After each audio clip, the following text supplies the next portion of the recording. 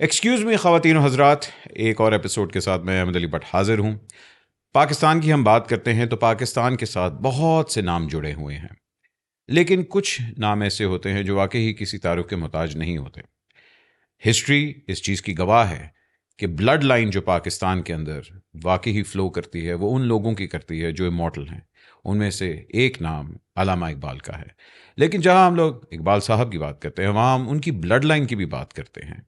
सो एक blood line के एक कह लें कि पर्सनैलिटी ऐसी हैं, literally needs no introduction because उनकी contribution towards Pakistan, arts, culture, music, history, heritage, politics, even social life, वाकई ही कोई मिसाल नहीं। It is my honour to interview the man, the legend himself. And आज वो एक्सक्यूज़ मी में हमारे साथ अनकैंडिड, अनसेंसर्ड बात करने आए हैं, the one and only Yusuf Salauddin साहब। सर अस्सलाम वालेकुम। वालेकुम सलाम अहमद। मामा जी, मैं इनको मामा जी प्यार से कहता हूँ। मामा जी, सबसे पहले तो जहाँ वाकई मेरे पास अल्फाज नहीं होते जब भी मैं आपका इंट्रोडक्शन के लिए सोचता हूँ, मैं कहता हूँ यार किन अल्फाज से मैं आपको इंट्रोड्यूस कर रहा हूँ, बिकॉज आपने अपने करियर में इतना कुछ अचीव कर लिया है और अभी तक माशाल्लाह यू स्टिल गोइंग स्ट्रांग। लेकिन उनमें सबसे बड़ा जो I think the thing that is close to your heart, that is music.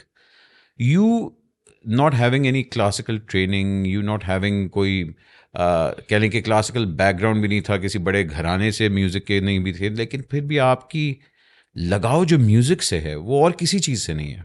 Ahmad, ये बिल्कुल बात दुरुस्त है कि म्यूज़िक में बचपन से ही मुझे बहुत शौक़ था और हमारे घर में बाकायदा मतलब कि जिस तरह ज़्यादातर कव्वाली हुआ करती थी, लेकिन उसके साथ साथ बड़े ग़ुलाम अली ख़ान जैसे उस्तादों ने भी परफॉर्म किया, फरीदा खानम जी, रोशन आरा बेगम और इकबाल बानो, मतलब कि जितने बड़े आर्टिस्ट थे हम, क्योंकि मेरे वालिद को भी शौक़ था और मेरे मामू डॉक्टर जवेद इकबाल वो भी बहुत शौक़ रखते थे, तो ये एक शौक़ पैदा हो गया।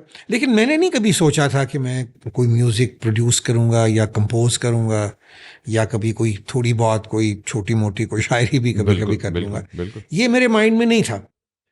ये this all came as a आप कह सकते हो अल्लाह की तरफ से। बिल्कुल। मैंने बहुत कम लोग अभी भी जानते हैं कि I am a composer also. मैं खुद ही इसको ज़्यादा कोई नहीं, इस बात को कोई आगे जी मैंने देखा हुआ है। नहीं, कभी मैंने उसको नहीं किया कि भी कोई स्ट्रेस किया इस बात के ऊपर कि ये हो। ये एक नेचुरल एक चीज़ है जो गॉड गिवन है।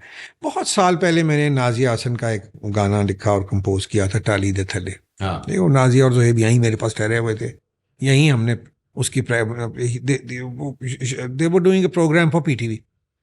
तो मैंने पूछा उनको, मैंने कहा तुम पंजाबी का गाना किया? उन्होंने कहा नहीं। तो मैंने बैठ के, तो यहीं बैठ के अपना ज़ुहेब ने गिटार के साथ प्रैक्टिस करवाई और उन्होंने दूसरे दिन जाके वो रिकॉर्ड कर लिया। उसके फिर कई साल तक मैंने कुछ कोई मतलब कभी ज़हन में ये नहीं आया। वो उनका द बिगेस्ट फोक हिट था, उनका फोक हिट। आई थिंक शायद पंजाबी का और कोई किया भी नहीं, बिल्कुल नहीं किया उसका। तो उसके बाद फिर एक दिन मैं और अपना मेरा दूजा भतीजा अली अजमत हसी नथिया गली हम बैठे हुए थे और कोई मेरा ख्याल है कि शायद अप्रैल का महीना था और काफ़ी ठंड थी, तब सीज़न वीज़न नहीं शुरू हुआ था। तो हम बाहर आग जला के हम बैठ गए और बाहर वो अली मियाँ ने गिटार फाड़ लिया। अच्छा, वहाँ बैठे बैठे दो ट्यून्स जो थी वो और कुछ वर्ड्स जो थे वो मैंने किए। एक तो वो था सावन घिराए गरज बरस सावन घिराए। एक गाना और किया था, लेकिन वो फिर अनफॉर्चुनेटली उस जमाने में ये फोनों के अंदर नहीं होते थे ये रिकॉर्डिंग सिस्टम। हाँ जी, अगर ये होती, हाँ, और ऑडियो लीक्स भी नहीं होती थी। तो वो तो खैर फिर गाना फिर याद ही नहीं रहा, पर लेकिन एक चीज़ जो दिमाग में रहती है वो कभी ना कभी मुझे लगता है कि वो वापस आ जाएगी, इट विल कम बैक, किसी ना किसी सिचुएशन। फिर उसके बाद ये एक्चुअली मैंने ये बहुत सोच विचार के बाद ये फैसला किया कि आई कुड, जो चीज़ which was very close to my heart, वो ये थी कि हमारी जो नेशन है उसकी यूथ जो है उसको अपनी आइडेंटिटी का नहीं पता, उसको अपनी हिस्ट्री का नहीं पता, क्योंकि उनको सिखाई नहीं जाती। बिल्कुल। और इसलिए सिखाई नहीं जाती कि, और क्यों हम बार बार ये हम कहते हैं कि कायद का विजन, इकबाल का विजन क्यों नहीं है हमारे अंदर, बिकॉज हमें ये पढ़ाया ही नहीं गया। It does not suit any government कि ये एक खुददारी का सबक जो है वो किसी अपनी कौम को दिया जाए, और ये डिलिबरेटली ये हुआ है। आप देखें सिंध में कोई एजुकेशन हो रही है, पंजाब में कुछ हो रही है। बहरहाल ये सारी चीज़ें मेरे माइंड में थी, और मैं सोचता था कि मैं क्या करूं। सियासत को मैंने खैराबाद कह दिया। मुझे पता था कि ये जो आज जो कुछ भी हो रहा है यही होना है, और I never wanted to be a part of this. You left politics बहुत 15-20 साल पहले ही मैंने ये इरादा, और उसके बाद मैंने कभी पलट के भी नहीं सियासत की तरफ देखा, बिकॉज आई फील कि अगर मुल्क की खिदमत करनी है तो उसके कोई ये सिर्फ सियासत ही नहीं है जिसके थ्रू आप कर सकते हो। सियासत के थ्रू तो अब आपको लोग जो हैं, आम बंदा जो कभी हमारे सियासतदान अल्लाह करे कि समझ जाएं कि किस हेट्रेड से उनको देखता है। They don't, they know it. उनको बिल्कुल कोई यकीन ही नहीं है, कोई किसी किस्म का उनके ऊपर कोई फेथ ही नहीं है। बहरहाल it is between them and God. I truly respect all politicians, जिनको हमारी कौम जो है या हमारी लोग जो हैं जिनको भी बड़े इक़्तिदार लेके आए, आई सपोज। काश सर कौम इक़्तिदार में लेके आती। ये भी है, लेकिन मैं अब क्या कहूँ, आई मीन नहीं उसको छोड़े। अभी हम म्यूजिक पे अभी हम म्यूजिक पे हैं। तो मैंने ये सोचा कि अब ये नया जो मीडियम उठा इलेक्ट्रॉनिक मीडिया का, ठीक है, कि मैं ये समझता था कि अगर मैंने कुछ इस कौम को देना है तो क्यों ना कोई ऐसा प्लेटफॉर्म मेरे साथ पास हो कि मैं अपना, अगर आप देखें हिस्ट्री हिंदुस्तान की, बल्कि हाँ ख़ास तौर पे हिंदुस्तान की, कि यहाँ कोई मौलवी और कोई आलिम तो नहीं लेके आया इस्लाम, ना कोई बादशाह लाया है, बिल्कुल, ना गौरी लाया है, ना मोहम्मद बिन कासिम लाया है, ना क्या कहते हैं अपना महमूद गजनवी। जी, महमूद ये they were all maybe great kings, but they were not great Muslims. जी जी, ठीक है। यहाँ इस्लाम सिर्फ सूफिया लेके आया, और जो सूफिया थे, एक चीज़ जो उन्होंने मज़हब को एक्सप्लेन करने के लिए इस्तेमाल की वो थी म्यूज़िक। कवाली क्या थी? कवाली एक मुकदमा के तौर पे पेश करते थे, क्योंकि वो समझते थे कि यहाँ के जो लोग हैं, म्यूज़िक उनके लिए एक बहुत एक इम्पॉर्टेंट चीज़ है। और वो ये भी समझते थे कि इस्लाम के ख़िलाफ़ नहीं है। जो सूफिया थे आपके, वो कोई ऐसी चीज़ एक्सेप्ट नहीं करते थे जो इस्लाम के ख़िलाफ़ हो, लेकिन जो चीज़ें लोगों का लोकल कल्चर था और हमारे मज़हब से क्लैश नहीं करती थी, उन्होंने होल हार्टेडली उनको एक्सेप्ट किया, and music was one of them. So I always realize the power of music. ठीक है। अब एक कौमी तराना मैं बनाता हूँ, उसकी म्यूज़िक और उसके अल्फाज जो हैं वो दिल पे उतरते हैं, और यही आप चाहते हैं कि आपका जो मैसेज है, चाहे वो इकबाल का कलाम हो, गालिब का कलाम हो, मीर का कलाम हो, या किसी और शायर का कलाम हो, तो ये सारी चीज़ें फिर ये कुछ, मैं समझता हूँ कि आपकी जो नीयत है ना, वो भी बड़ी मैटर करती है। वो मैंने को लालच में तो नहीं किया कि भी मैं कोई ये चीज़ें जो हैं उस दौर में ये ट्रेडिशनल म्यूज़िक करना, लोगों को बावर कराना, उनको याद कराना, बिकॉज मैं ये हमेशा अपना जो हमारा जो ख़जाना जो है म्यूज़िक का और कल्चर का, मैं I go into it and dig out things, जी जी, ताकि लोगों को याद कराना पड़ता है। कि ये जिस तरह आप देखते हैं ना कि एक जिस तरह वेस्ट में एक फिल्म है, कई फिल्में होंगी, लेकिन वन ऑफ द फिल्म, और ये जो स्टोरी जो है वो रोमियो जूलियट की है, वो हर 10 साल के बाद बनती है। बिल्कुल बनती है ताकि वो रेलेवेंट रहे। जिस तरह हमारे यहाँ हीर रांझा है, हीर रांझा मैंने भी प्ले किया, हीर रांझा का अपना उसकी टेली फिल्म भी बनाई, और भी पाकिस्तान में 2 दफ़ा की 3 दफ़ा मेरा ख्याल है। अब फिर शहजाद रफ़ीक साहब जो हैं वो उस दिन मेरी उनसे मुलाकात हुई, वो भी हीर रांझा एक नया फिल्म जो है उसको बना रहे हैं।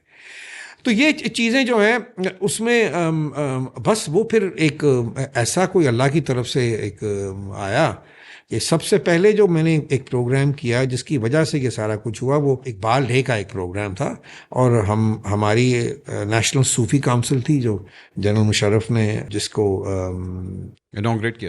इनाग्रेट किया था उस प्रोग्राम को भी, और पहला प्रोग्राम था उस काउंसिल का। तो बेसिकली उसकी वजह सूफ़ी काउंसिल बनाने की ये थी कि जो एक जिसकी वजह से टेररिज्म आप समझते हैं कि हो गई है, जो हमें इमेज दिया गया है। इमेज जो हमें दिया गया है, और कुछ लोगों को to show them the other side also, क्योंकि आप सियासतदान जो मर्जी कह रहे हैं आप, लेकिन असल में अवाम जो है ना, उन्होंने वो समझना है जो बाबा बुल्ले शाह कह रहा है या इकबाल कह रहा है, और उन्होंने हमेशा इस टेररिज्म की और इस किस्म के जो जबरी किस्म का जो जो मज़हब में जो जबर है और ज़बरदस्ती जो है, उसके वो हमेशा ही इस चीज़ के अगेंस्ट ही रहे और उसके ख़िलाफ़ ही रहे। तो अब ये इस तरह ये एक सिलसिला शुरू हुआ, और माशाल्लाह अब तो 12-13 साल हो गए हैं इसको चलते हुए। नहीं माशाल्लाह आपकी म्यूजिक के अंदर जितनी भी कंट्रीब्यूशन, आपका अपना यूट्यूब भी है, and you are about to almost touch 1 million on that. जी, मैं इंशाल्लाह, मेरा ख्याल है अनदर मंथ और सो इंशाल्लाह जी, जिंदगी रही तो बिल्कुल होगा। एक्सक्यूज मी, क्या आपकी लाइफ में एंटरटेनमेंट की कमी है? Well, have no fear. Al Jaleel Developers आपके लिए लेके आ रहा है पाकिस्तान का first purpose built real estate project, Lahore entertainment city, a perfect real estate opportunity for the entire family, जहां होगी live performances, concerts, film studio, theme parks and much more. For further details, call us now. Now back to excuse me. थोड़ा सा rewind करते हैं। HSN young Yusuf Salahuddin, an HSonian, very naughty, पढ़ाई में कोई interest नहीं, maths में zero. आपके प्रिंसिपल कौन थे उस टाइम पे? मेरे जब मैंने ज्वाइन किया है तो उस वक्त सैयद जुल्फ़िकार अली शाह साहब थे प्रिंसिपल, उसके बाद फिर अब्दुल अली खान साहब आए, और थ्रू आउट फिर मेरे एंड तक फिर अब्दुल अली खान साहब ही रहे। आपका बड़ा नोटोरियस बैच था, and you had some big names in your batch. हाँ, I mean as far as politics goes, yes, Nisar, Chaudhry Nisar, Pervez Khattak, and और कौन थे? नेड़े तेड़े आपके इमरान खान भी था। इमरान एक class junior, of course he was a class junior to me, and बाकी सारे HSN में काफ़ी लोग थे, जिस तरह के फ़ारूक लगारी साहब भी थे, और चट्ठा साहब भी थे, और भी अब इस वक्त मुझे याद नहीं आ रहे, लेकिन lot of HSonians। But you weren't inclined towards studies? नहीं, मैं इतना इंक्लाइन नहीं था, लेकिन जब मैं सीनियर स्कूल में आया तो उस वक्त मेरे एक उस्ताद थे, अल्लाह उनको जन्नत नसीब करे, उस मोहम्मद अहमद ख़ान साहब, तो MA थे वो, नागपुर से उन्होंने MA किया हुआ था इंडिया में। उन्होंने मुझे जो था ना, शायरी की तरफ भी मुझे उन्होंने इनकरेज किया, उन्होंने उर्दू की तरफ में मुझे इनकरेज किया, तो उनकी वजह से मैं डेफिनेटली ये एक शऊर जो था मेरे अंदर एक पैदा हुआ। बाकी तो चलो रट्टे लगा लगा के जो भी इंसान करता है, लेकिन फिर उर्दू में फ़ारसी भी मैंने 2 साल पढ़ी HSN में ही, सीनियर स्कूल में। हमारे एक टीचर थे बशीर अहमद ख़ान साहब, वो फ़ारसी पढ़ाया करते थे। बहुत ही HSN, मेरा मतलब कि आप सोचें कि 5-6 साल की उम्र से लेके तो आई थिंक 57 से लेके तो 68 तक, एक साल में फ्लंक भी कर गया था। अच्छा, वो भी शामिल है। फिर खान साहब आपके साथ आ गए? नहीं, खान साहब मेरे साथ नहीं आए। अच्छा, वो नहीं अभी आए? हाँ, वो नहीं आए। एक्चुअली हो सकता है कि maybe he was 2 classes behind me, या he maybe he joined a little later. शायद पहले वो ही वाज इन कैथेड्रल में या किसी ऐसे स्कूल में भी he was there, and then later he joined HSN। College में आपने अपने आप को थोड़ा सा सीरियसली लेना शुरू किया? हाँ, मतलब कि इस तरफ ख़ास तौर पे ये जो मुझे याद है कि वो अपना बशीर अहमद ख़ान साहब, पता नहीं कौन सी क्या बात होगी, तो मैंने वो गलत कोई चीज़ पढ़ दी या कह दी, तो बड़े नाराज़ हुए मुझसे, कहने लगे कि शर्म करो, तुम्हें उर्दू सही नहीं आती, उर्दू तो तुम्हारे घर की ग़ुलाम होनी चाहिए। इस तरह के वो ज़माने के उस्ताद भी।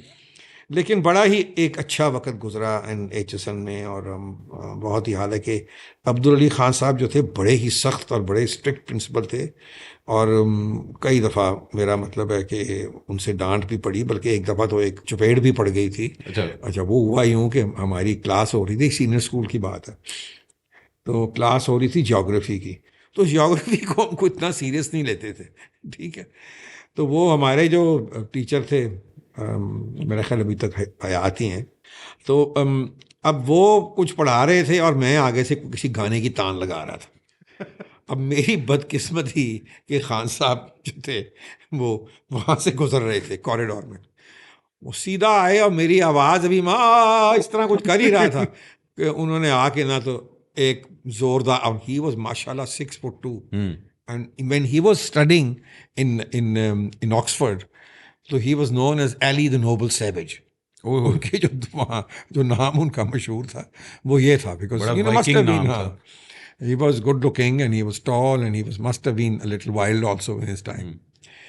तो एक ये मुझे याद है, और एक दफ़ा मुझे याद है फिर उनके सामने हाज़िरी देनी पड़ी। हाज़िरी तो रोज़ ही होती थी और मुझे पढ़ती जो थी उनकी उनसे सुननी पड़ती थी। तो अब एक दफ़ा ये हुआ कि कोई एक शायद एक नए टीचर कोई आए, उनकी उम्र कुछ ज़्यादा नहीं थी, जस्ट MA करके तो यूँ निकले, वो केमिस्ट्री के टीचर थे कि पता नहीं, हाँ केमिस्ट्री के टीचर थे। तो वो मैंने लड़कों सबसे कहा, मैंने कहा देखो वो जहाज़ तैयार कर लो कागज़ वाले, तो जब वो आएंगे ना तो उनकी ग्रीटिंग होनी चाहिए। वो जब बैक टर्न करते थे हमको 20-25 जहाज चल जाते थे वहाँ से, वो डेस्क के अंदर होते थे, डेस्क इस तरह ऊपर से खुलते थे उसके अंदर। वो बाहरी बात है, उसकी शिकायत हो गई फिर मुझे। अब खान साहब का जो दफ्तर था ना, वो उन्होंने बनाया हुआ था, एक पुराना मंदिर था, मतलब HSN में एक मस्जिद थी, एक मंदिर था, एक गुरुद्वारा अभी भी है, था। अभी अब उन्होंने उस मंदिर को चेंज करके तो उसको वहाँ बना दिया हुआ है आर्काइव्स जो HSN की है। तो वो एक स्पाइरल स्टेयर केस, डरावना सा, किसी जिस तरह नहीं होता किसी अपना हॉरर फिल्म के अंदर जो कासल्स होते हैं, ठीक है, और ऊपर चढ़ के एक बड़ा सा दरवाज़ा आता था, और जब तुम दरवाज़ा खोलते थे तो इस तरह दरवाज़ा खोलते थे तो आगे खान साहब बैठे होते थे, और उनके पीछे क्वीन एलिज़ाबेथ की तस्वीर होती थी। He was a great fan of queen Elizabeth. जाहिर बात है उनका कुछ ये भी था कि ही वॉज गफ्फार खान साहब के वो बेटे थे, तो उनकी एक अपनी एक political thinking, that's a different thing. अब मैंने दरवाज़ा खोला, उन्होंने बुलाया, मुझे बुलाया गया कि शिकायत की कि यही सारा जो है फसादी है, इन्हों ही फड़ो। अब मैंने इस तरह दरवाज़ा खोला तो तुम्हें याद होगा अभी भी होते हैं वो पेपर वेट होते हैं शीशे के, जी इतने इतने गोल बने हुए। खान साहब ने उठाया एक और सीधा मारा मेरे सर की तरफ।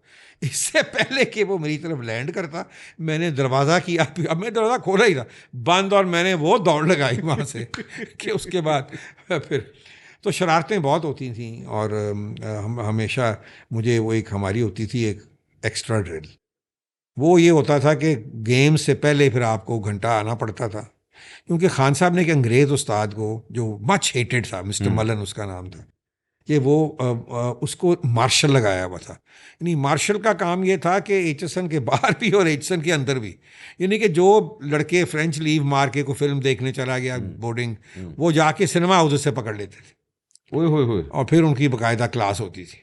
लेकिन लड़के बड़े शैतान थे, उसके बावजूद भी मेरा मगर मतलब, आप तो डे बॉय थे ना? मैं डे बॉय। अच्छा, आप डे बॉय। तो वो दिन को भी मतलब एक दफ़ा ये आया कि भी अगर तुम बाहर किसी शादी पे भी जा रहे हो तो यूनिफॉर्म पहन के जाओ HSN का। तो वो मार्शल साहब जो थे वो बड़े ही अपना, उसका फिर मजाक से हम उसको सब कॉलेज वाले कहते थे तेली। आपको पता है तेली का मतलब वो होता है जो खुशामदी होता है। जी बिल्कुल। तो उनको हम मतलब कि ये अब टीचर्स के साथ इस तरह करना तो नहीं चाहिए, लेकिन ये एक दौर था, एक वक्त था, इंसान थोड़ा सा शरारती भी होता है। जी मुझे याद है कि एक दफ़ा एक्स्ट्रा ड्रिल हो रही थी। अच्छा, एक्स्ट्रा ड्रिल होती थी सामने जो बैरी 1, बैरी 2, बैरी 3 जो 3 हॉकी फील्ड्स है ना, जी, ओल्ड सीनियर स्कूल की जो बिल्डिंग है, जी उसके सामने। तो वो देता था, जो मार्शल साहब थे वो कहते थे भागो तुम अब, अराउंड दी तीनों फील्ड्स। अच्छा, उधर वहाँ एंड के ऊपर ये इसके सुंबल नहीं होती, उसके दरख्त लगे हुए थे, पता नहीं कितने 100 साल पुराने। उनका जो विड्थ थी ना, वही कोई मेरा ख्याल है कोई 10-12 फुट तो होगी। तो हम जब 6, 7, 8, 10 लड़के हम जब वहाँ उस दरख्त के पीछे आते थे ना, तो हम 1 सेकंड रुक के एक नारा मारते थे, तेली। उसके बाद फिर हम बाहर निकलते थे। तो वो ही used to get very very upset. मामा जी, मैं एक चीज़ ज़रूर मैं करूँगा, आपका माशाल्लाह मतलब your childhood was very very colourful. आपने पाकिस्तान का वो दौर देखा हुआ है जब एवरीथिंग वाज, कह लें, was blooming, arts was blooming, आपकी एजुकेशन वाज ब्लूमिंग।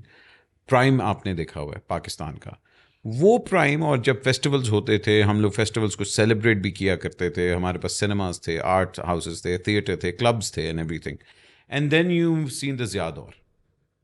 ये जो ट्रांजिशन थी for someone who has been brought up in a very liberal family and very outspoken family, और एकदम वो ज़िया का दौर, और ज़िया के दौर को अभी तक हम लोग कहते हैं कि जी मतलब जिसने पाकिस्तान की तारीख एकदम बदल के रख दी, because we went back almost 100 years।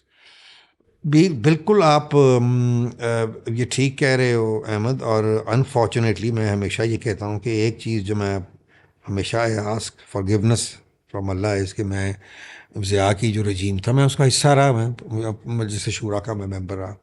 उस वक्त इतना शायद एहसास नहीं होता था, लेकिन अब ये आहिस्ता आहिस्ता ऐसा। Actually I never really was very fond of him. मुझे मेरा मतलब है कि उसकी कुछ शक्ल पे एक फ़रौनियत सी लगती थी।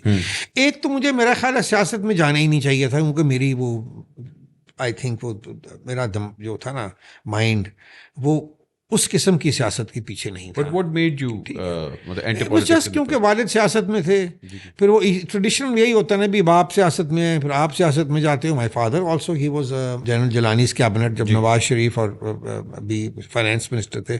मेरे वालिद उस वक्त he was minister for communication and works and housing and physical planning, 3-4 उनके पास मिनिस्ट्रीज थी। चट्टा साहब भी तब, he was also part of that cabinet.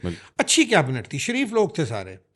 और यानी कि कोई उसके दौरान कभी कोई किसी के ऊपर कोई करप्शन का इल्ज़ाम नहीं आया, कोई अपना ऐसी कोई चीज़ नहीं कभी हुई। लेकिन वो गलत था। गलत इसलिए था कि वो उसने जो सबसे बड़ी ज़्यादती की कि उसने पाकिस्तान के जो आइडियोलॉजी थी उसके ऊपर अटैक किया उसने। बिल्कुल बिल्कुल उसको तबाह करके रख दिया। जो कायदे आज़म और इकबाल का विजन था वो टोटली उसके खिलाफ था। वरना वो तो देखते हैं जी हर वक्त तो इकबाल जी बड़ा बुलंद शायर और कायदे आज़म ये, लेकिन उनकी जो फिलॉसफी थी पॉलिटिकल, उस पर किसी ने भी वो नहीं किया, अमल नहीं किसी ने किया।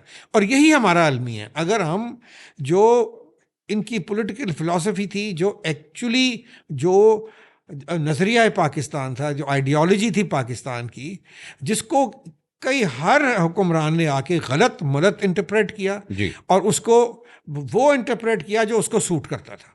मगर 10 साल नोबडी स्टूड अगेंस्ट हिम। और नहीं तो स्टूड अगेंस्ट क्या, आप देख लें हमारे उलमा क्या कर रहे हैं।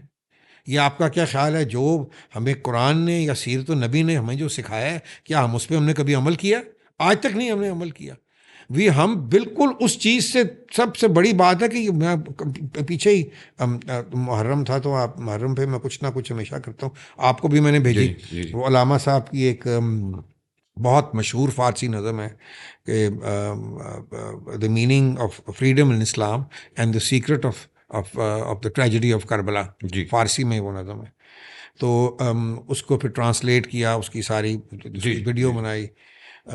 इसी तरह मेरा मतलब है कि ये, अब आप देखें कि जिस तरह बाबा फरीद ने कहा है कि 18,000 आलम आहा, भाई उस ज़माने में 18,000 आलिम थे जब करबला का वाक़या हुआ है, एक भी सामने नहीं आया डिफेंड करने इमाम हुसैन को।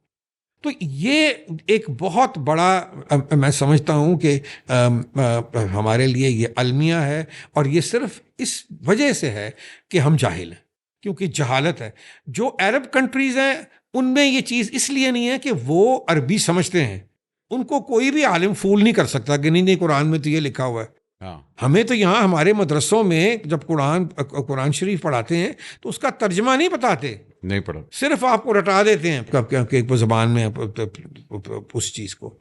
तो ये मैं समझता हूँ कि जिस तरह टर्की में भी उन्होंने तुर्की ज़बान में करते हैं, या ईरान में वो फ़ारसी में भी पढ़ाते, हमें भी चाहिए कि कुरान पाक को और हम इसको क्या कहते हैं, साथ साथ बहुत लाजमी होना चाहिए कि उसकी उर्दू की या अंग्रेज़ी की ट्रांसलेशन जो है होनी चाहिए। तो ये बहरहाल वो मेरा मतलब है कि यही होता है कि जो भी आता है फिर वो मज़हब का ही सहारा लेता है। बिल्कुल। वो किसी को कत्ल करता है तो कहता है कि हाँ भाई ये भी जायज़ है। कोई कुछ और कोई चीज़ करता है तो वो कहता है कि जी ये भी बिल्कुल जायज़ है, इसमें ये फलाना का फतवा है, ये फलाने का ये है, ये फलाने का ये। तो ये चीज़ें जो हैं ये हमारे मज़हब में होती आई हैं। इसकी वजह से अगर आप देखें तो आज जो मुसलमान हैं सारी दुनिया में, क्यों उनकी हालात इतने ख़राब हैं? इसी वजह से कि हम अपने एक्चुअल जो हमारा जो हमें जो मज़हब सिखाता है हम उससे दूर हो चुके हैं। मामा जी, मैं एक बात मैंने आपसे हमेशा ये सीखी है, to keep a positive look on things. हालांकि अभी हमारे मुल्क में कोई भी चीज़ पॉजिटिव नहीं है। आपने भुट्टो का दौर भी देखा, आपने ज़िया का दौर भी देखा, आपने बेनज़ीर का दौर भी देखा, और मैं उनके साथ रहा, जी मेंबर था उनकी पार्टी का और प्रोविंशियल असेंबली का भी। जी। आपको क्या लगता है, आप आज जहां पाकिस्तान खड़ा है, specially on a political front, do you think we have any chance of being not even a progressive nation, but do you think we have any chance of being a nation? क्या कह सकते हैं, वो कहते हैं ना कि काफिला हिजाज में एक हुसैन भी नहीं। पता नहीं, हम मैं तो बस अब जितना मैं आजकल के ज़माने में या आजकल के दौर में जितना मुझे फ़िक्र है कि पाकिस्तान की और पाकिस्तानियों की, शायद पहले इतनी नहीं थी। लेकिन क्योंकि हमारा ये यकीन है कि ये जो मुल्क है ये अल्लाह रसूल के नाम पे बना है, तो शायद हमारी इसी तरीके से कोई बचत हो जाए। मगर उनके नाम हालांकि देखें इस मुल्क में सब कुछ है, सिर्फ नीयत नहीं है। ठीक है, आपको एक वज़ीर आज़म, एक आर्मी चीफ और एक चीफ जस्टिस चाहिए कि जो मिल के ये हर इशू को डिस्कस करके और जो पाकिस्तान के लिए बेहतर है उस रास्ते पे सारी कौम को चलाएं। जब तक ये जो स्टेट के जो ये पिलर्स हैं, अगर इनमें आपस में इत्तेफाक नहीं होगा, और इत्तेफाक किसी सही चीज़ के ऊपर, ये नहीं कि किसी गलत चीज़ के ऊपर इत्तेफाक हो, ठीक है, इत्तेफाक किसी सही चीज़ के ऊपर इत्तेफाक हो, और उसके बाद ये सारी जो ये बातें हैं ये दूर हों। कोई इस मुल्क में किसी चीज़ की वैसे कमी तो नहीं है, लेकिन क्योंकि स्क्वांडर किया जाता है या कोई किसी किस्म की कोई मेरा मतलब है कि कोई ये भी नहीं है कि हर किसी चीज़ का भाई हिसाब कोई लिया जाए। हर चीज़ जो है बेहिसाब ही चलती है। अभी भी आप देख लें कि किन हालात हमसे हम गुजर रहे हैं, लेकिन जो गवर्नमेंट के जो अखराजात हैं वो कम ही नहीं हुए, बढ़ते ही चले जा रहे हैं। हाँ जी, वो तो यानी कि सबसे बड़ी बात तो ये है कि हम जब हम पैसे हम मांगने जाते हैं बाहर से किसी मुल्क में, और हमारे जो क्या कहते हैं बाद में हम वो जो देने वाले पैसे वो भी तो देखते हैं ना कि आप क्या कर रहे हो, आप कहाँ ठहरे हो, आप कौन से होटल में आए हो। वो एक जो वीआईपी कल्चर जो है ना, इसको कर्ब होना चाहिए। आप देख लें ईरान के सदर जो हैं, जो एक्स सदर हैं ईरान, जी जी, वो बस में बैठ के जाता है वापस। कितने साल वो सदर रहा है। यहाँ तो बसें बंद करवा देते हैं अगर कोई आ रहा हो।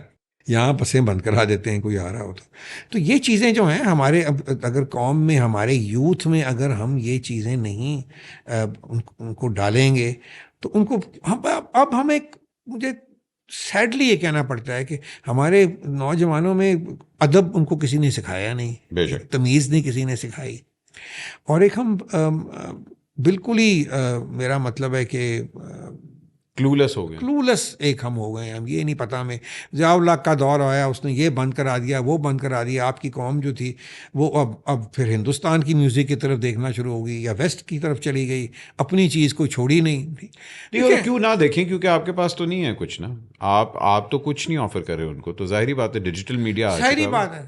अब जो मर्जी कर लें, अब तो डिजिटल मीडिया रोक ही नहीं सकता।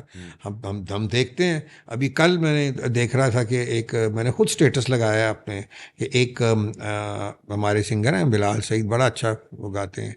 उन्होंने एक इंडियन लड़की जो मेरे ख्याल में भी ब्रिटिश बॉर्न है, उसके साथ एक पंजाबी गाना किया। अच्छा, ब्यूटीफुल सॉन्ग, उड़दी फिरा उस गाने का वो है।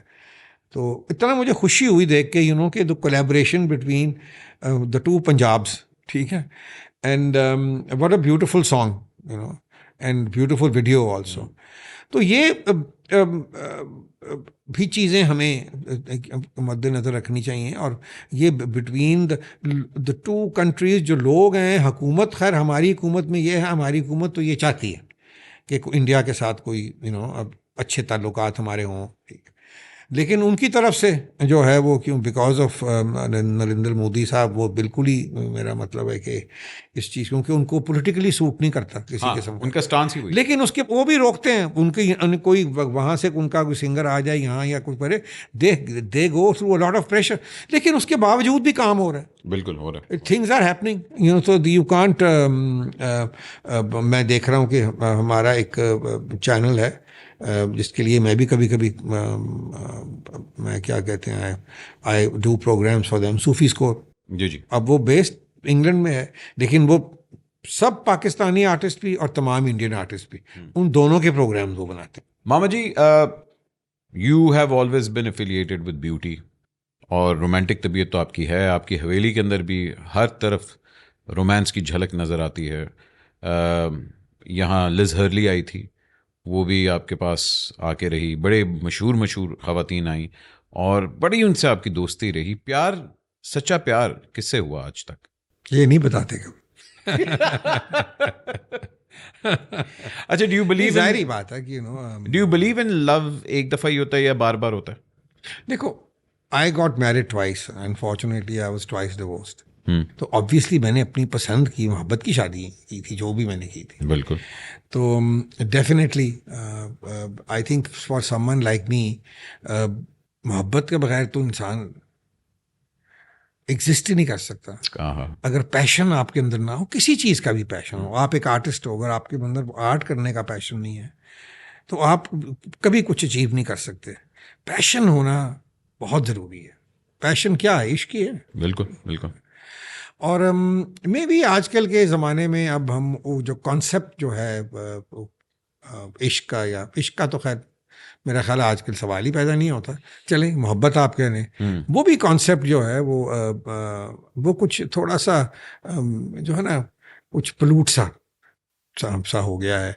लोग जो हैं अगर प्यार भी करते हैं किसी से तो वो पहले वो देखते हैं अपना फ़ायदा या नुकसान देखते हैं, ये बात है कि भी अपना मुझे क्या इसमें से फ़ायदा हो सकता है। हाँ, क्योंकि अब तो हम लोग बड़े एक डिजिटल दौर में रह रहे हैं कि प्यार भी लाइक्स के लिए होता है। हाँ, लाइक्स के लिए होता है, और हर चीज़ जो है वो इतनी फेक हो गई है कि एक तो मुझे लड़कियों की शक्लों की समझ नहीं आती, सबकी शक्लें एक जैसी हैं। वो फिल्टर एक ही लग गया ना, फिल्टर एक लगा लिया, मेकअप एक किस्म का कर लिया, यानी कि इट्स जस्ट अनबिलीवेबल कि क्या मतलब, फॉर्चुनेटली या अनफॉर्चुनेटली क्या मैं कहूँ, कि वेस्ट नहीं है इस तरह का। उनकी जो नौजवान नस्ल है वो बिल्कुल सब कुछ होता है या वो करती है, लेकिन हमारी जो जो जो लोग हैं वो बहुत ज़्यादा ही कुछ फेक हो गए। हाँ। और अगर आप फेक नहीं हो, ख़ास तौर पे हमारी जो ये इंडस्ट्री है, जो फिल्म इंडस्ट्री, टेलीविजन इंडस्ट्री, मतलब शोबिज़ की जो इंडस्ट्री है, इसमें तो अगर आप फेक नहीं है तो आप सर्वाइव नहीं कर सकते। You cannot. Everybody is trying to be what they are not. And I tell most of the girls who sometimes come and take advice from me कि भैया, उनको मैं हमेशा ये कहता हूँ कि देखो, तुम जो कुछ भी हो ना, एक बात याद रखना कि ये जो अपना ग्लिट्स और लाइट और ये सारी जो एक एटमॉस्फेयर है इसकी, इस इंडस्ट्री की, और बहुत ही चकोचौंध में आप आ जाते हो उनकी रोशनियों में, तो ये आप as long as you understand कि ये फेक है और हम इनकी तरह, जब you actually start believing in this, then you become like that. ठीक है? And then a time comes when you are completely lost. ना आप वो हो सकते हो कि जो आप एक्चुअली हो, और ना आप जो नहीं हो, जो आप बनने की कोशिश कर रहे थे, वो भी आप नहीं होते। तो आप कंप्लीटली लॉस्ट हो जाते हैं। And you see a lot of, I see a lot of young people, then they get into drugs, they get into cocaine, ice, पता नहीं क्या क्या आजकल के ज़माने में अब तो बहुत इजीली एक्सेसिबल हो गई है ये चीज़ें। स्कूलों में, I mean I was horrified that some my friends told me that their grandchildren और age of 13-14 they are doing drugs. वहाँ जो वेंडर्स हैं वहाँ के, या स्कूल के कोई चपड़ासी हैं या जो भी हैं, वो उनको ड्रग्स उनको सप्लाई कर रहे हैं। इसकी तरफ तो हम कभी आए ही नहीं। ये तो एक बहुत बहुत बड़ा मसला जो है बनता जा रहा है। उधर से यहाँ देखें, हमारे अंदरून शहर के अंदर गली गली जो है, क्या कहते हैं, ड्रग्स जो हैं वो बिक रही हैं, कोई किसी को परवाह ही नहीं है। और वो इतने अपना पावरफुल वो लोग हैं जो बेच रहे होते हैं कि अगर उनको कोई हाथ लगाए तो फौरन उनकी जमानत भी हो जाती है, और जिस किसी ने उनकी शिकायत की हो उनको भी they take them to task, तो कोई बोलता भी नहीं है। अच्छा, इसीलिए जो माएँ हैं यहाँ, एक तो घर छोटे छोटे होते हैं, कहाँ जाएं बच्चे, गलियों में ही खेल रहे ना उन्होंने, बिल्कुल, कि वो इसीलिए मैं कहता हूँ कि जो काइट फ्लाइंग थी उसको बहाल करो, ताकि बच्चे घर में कम से कम रह के काइट फ्लाइंग ही कर लें। आप you are the ambassador of Basant. Pakistan के अंदर, लाहौर के अंदर, स्पेशली पंजाब के अंदर बसंत सेलिब्रेट की जाती थी। अब बसंत एक गाली बन गई है, और मैं तो कहूँगा बल्कि कोई भी फेस्टिवल जो होता है, मतलब लाहौर के हॉर्स एंड कैटल शो होता था पहले, आपके मेले होते थे, आपकी सर्कस होती थी, अब तो लिटरली एंटरटेनमेंट। मुझे याद है कामरान लशारी साहब का मैंने इंटरव्यू किया था, उन्होंने कहा था बेटे एंटरटेनमेंट हमने गाली बना दी है, कोई भी चीज़ फेस्टिवल नहीं। वो मैं कुछ अग्री भी करता हूँ, क्योंकि कामरान लशारी जो हैं, I have a great admirer, क्योंकि अगर किसी ने मेरा साथ दिया, जब गवर्नमेंट ने पहली दफ़ा बसंत को एक्सेप्ट किया तो उस वक्त कामरान लशारी साहब ही थे जो PHA के डीजी थे, और PHA ने इस चीज़ को टेकअप किया, और बसंत इतना बड़ा ये एक फेस्टिवल जो है ये बना। ये बात देखें, अब आप क्या कर सकते हैं, मैं आपको बताऊं, मैंने पीछे एक नात लिखी, तू मेरी जान मोहम्मद, और राहत ने उसको परफॉर्म किया, मैंने ये वीडियो शूट किया। अब मेरे YouTube के चैनल पे लगी, अब किसी साहब ने उस पर ये कमेंट किया कि ये तो बिल्कुल ही इस्लाम के खिलाफ है। अब इस ऐसे बंदों का आप क्या जवाब दे सकते हैं? कोई जवाब नहीं। अब ये थिंकिंग जो है ये ज़रूर रहेगी, लेकिन मैं नहीं समझता कि ये जो है एंटरटेनमेंट जो है, अगर हम एंटरटेनमेंट को एक गाली बनाएंगे तो एंटरटेनमेंट बनेगी। अब हमने जिस तरीके से हमने वल्गैरिटी भी, हमने जो क्या कहते हैं हम लेके आए, इंडस्ट्री में भी लेके आए, ख़ास तौर पे हमारे ये जो थिएटर के ड्रामा जो हैं, वो विदाउट दिस वल्गैरिटी भी बड़े अच्छे तरीके से वो वर्ड्स जो चलें, आप थोड़ा सा मतलब डबल मीनिंग आप उसमें लगा लेते हो, आप कर लेते हो उसको, वो फिर भी एक्सेप्टेबल है। लेकिन वो जिस किस्म का फिर उन्होंने डांस पे जो वल्गैरिटी वो लेके आए, वो खैर शुक्र है कि उन्होंने बंद कर दिया उस चीज़ को। So you have to be careful कि आपने किस लेवल तक जाना है। आपको यू हैव टू अंडरस्टैंड कि आप कल्चरली आपका जो नेशन है या आपका जो आम आदमी है, नॉट द बर्गर क्राउड के जो हु आर मोर वेस्टर्नाइज। अब तो हर कोई कोशिश कर रहे हैं कि जी हम वेस्टर्नाइज ही हों, कि यानी कि हम हॉरिफाइंग टेल सुनते हैं कि किसी बच्चे को उर्दू बोलने पे स्कूल से निकाल दिया, पंजाबी तो आप छोड़ ही दें। ऑन दी अदर हैंड आप जाके इंडिया में देखें, जो उनका पंजाब है वो तो इतनी खूबसूरत पंजाबी बोलते हैं, they take pleasure in speaking Punjabi. हम अपनी ज़बान ही भूल गए हैं इन चीज़ों में। तो ये बात बिल्कुल दुरुस्त है, एंटरटेनमेंट है, होनी चाहिए और होगी, इस बात की परवाह नहीं करनी चाहिए। खुद आपने अपने जो स्टैंडर्ड्स हैं आपने उनको देखना है, और ये सिर्फ ये देखना कि जी हमारे पैसे बन रहे हैं या नहीं बन रहे, तो हम उसमें अगर ये कोई ऐसी कोई चीज़ डाल दें कि जिससे ये सारा जो क्या कहते हैं माहौल जो हर चीज़ का ख़राब हो। मैं समझता हूँ कि बाज़ार हुस्न की जो तवाइफ़ें थी वो बहुत ज़्यादा उनमें बिल्कुल कोई वल्गैरिटी नहीं थी, कपड़े वो पूरे पहनती थी, डांस जो उनका फ़न था वो सीखती थी, गाना वो सीखती थी, ठीक है। और अब ये भी मैं समझता हूँ कि ये भी एक ज़्यादती हुई कि ये सारा जो था इसको एक तरीके से क्लोज कर दिया गया। बाज़ार हुस्न तो वैसे भी अब DHA में आ गया सारा। नवाब कालाबाग को किसी ने कहा था जब वो गवर्नर थे कि इस बाज़ार को बंद कर दें, तो उन्होंने ये कहा था कि अगर मैं इसको बंद करूंगा तो सारे शहर में फैल जाएगा। और वही हुआ।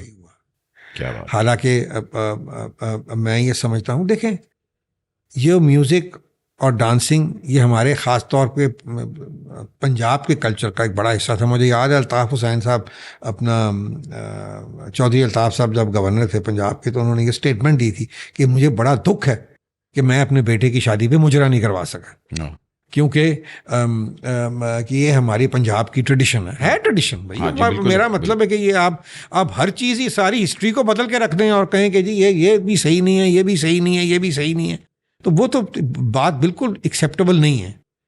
तो ये बिल्कुल मैं समझता हूँ कि फ़नकार यहीं से ही बहुत सारे फ़नकार जो थे यहीं से पैदा हुए, यहीं से निकले।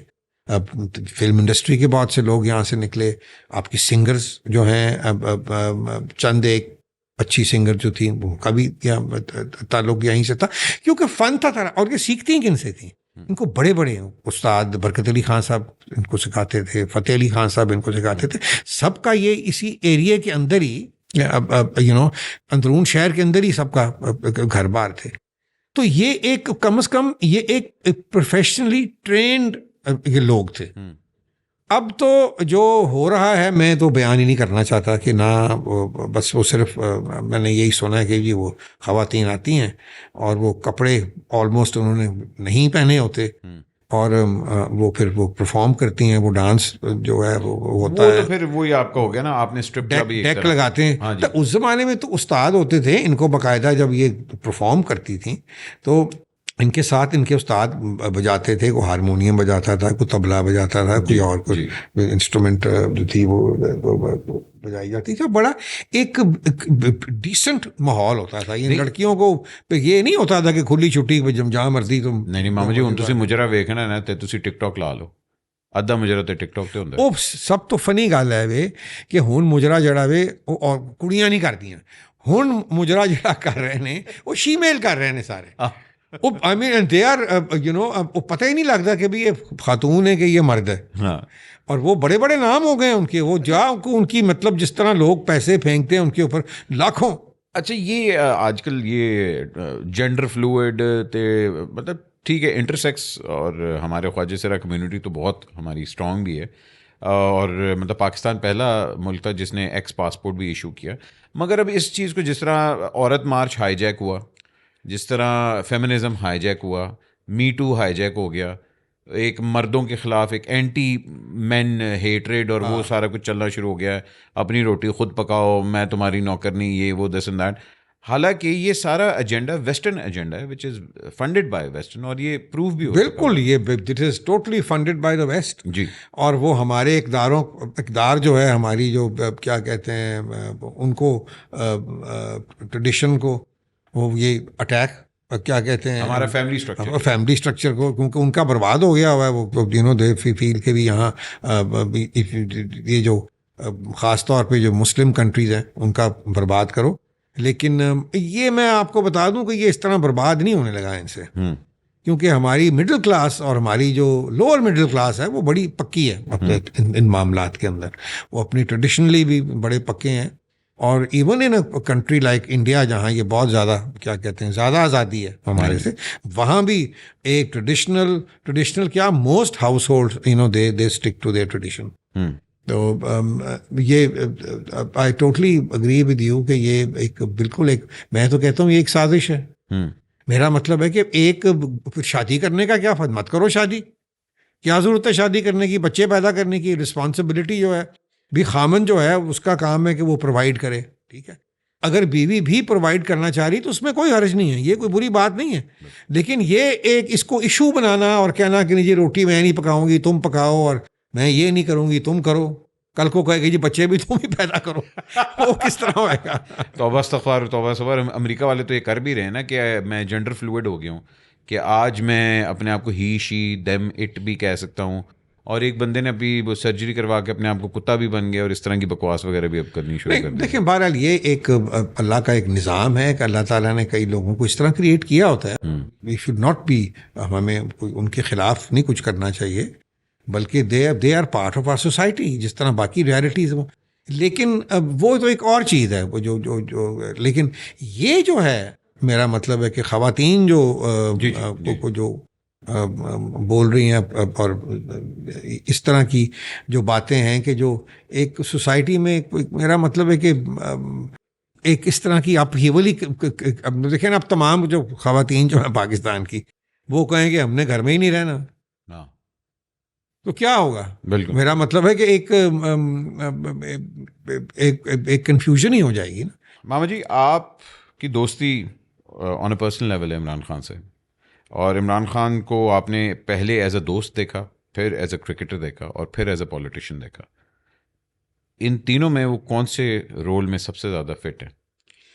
आई थिंक देखें, उसने जो भी किया एज उसने सबसे जो बात उसकी क्रेडिटेबल है वो उसकी शौकत खानम, नमल यूनिवर्सिटी, और अब जो उसने ये एक जिस पे आजकल बड़ा क्या कहते हैं बात भी हो रही है, अलकादिर, हम्म।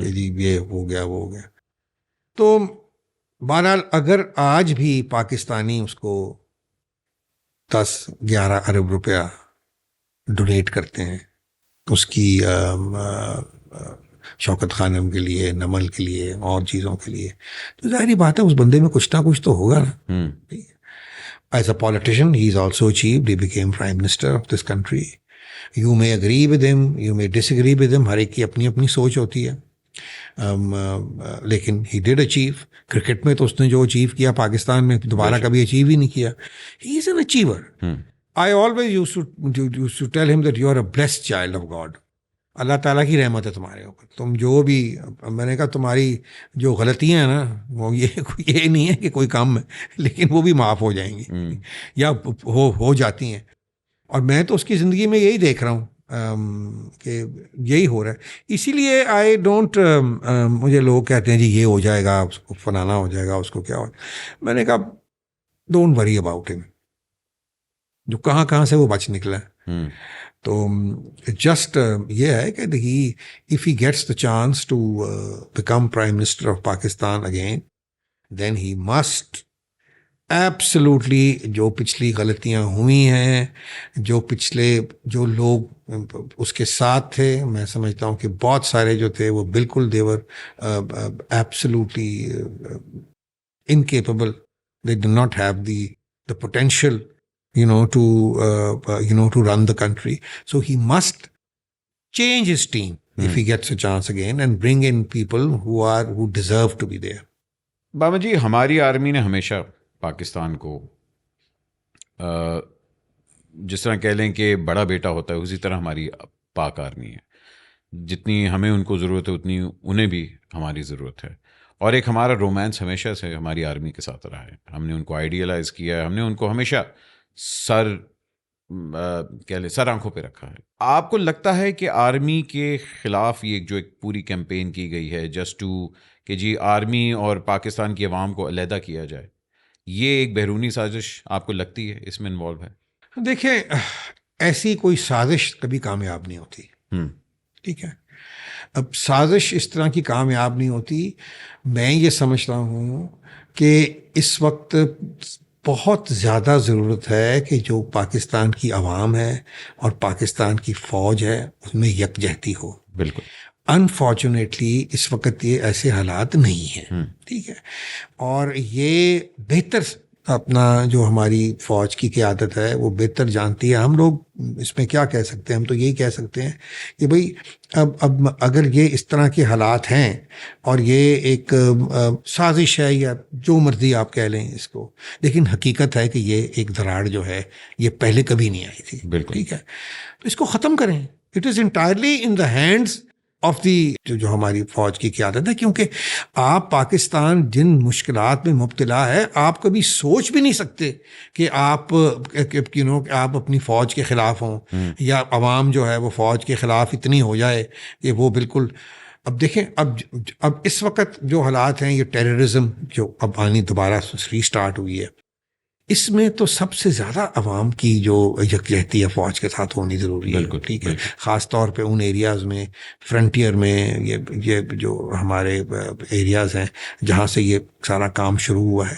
पहले जब ये सारे अपना जनरल रहील शरीफ के वक्त और इवन जनरल बाजवा की तरफ जी रद्दुल फसाद सारा हुआ था और उन्होंने टेक ऑन किया था, तो लोग साथ थे इनके, लोग खुद इन्फॉर्म करते थे कि भी फलां जगह को टेररिस्ट है। बिल्कुल।